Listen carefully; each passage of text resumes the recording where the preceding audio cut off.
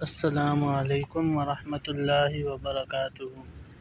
آئیے دوستو، آج آپ کو ایک غریب درزی کی نماز جنازہ کا ایک عجیب واقعہ سناتے ہیں۔ دوستو، اگر آپ کو ہماری یہ ویڈیو اچھی لگے تو ایک کام لازمی کریں، ہمارے اس چینل کو سبسکرائب اور ویڈیو کو لائک ضرور کریں۔ آئیے آج آپ کو درزی کا واقعہ سناتے ہیں۔ حضرت مولانا سید ابو الحسن ندوی رحمۃ اللہ علیہ نے لکھا ہے، لکھنؤ بازار میں ایک غریب درزی کی دکان تھی جو ہر جنازے کے لیے دکان بند کرتے تھے۔ لوگوں نے کہا کہ اس سے آپ کے کاروبار کو نقصان ہوگا، تو درزی کہنے لگا، علماء سے سنا ہے جو کسی مسلمان کے جنازے پر جاتا ہے، کل اس کے جنازے پر انشاءاللہ لوگوں کا ہجوم ہوگا۔ میں غریب ہوں، میرے جنازے پر کون آئے گا؟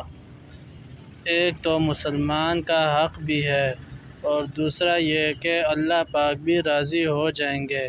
اللہ پاک کی شان دیکھیں کہ 1902 میں مولانا عبدالحی صاحب لکھنؤ کا انتقال ہوا۔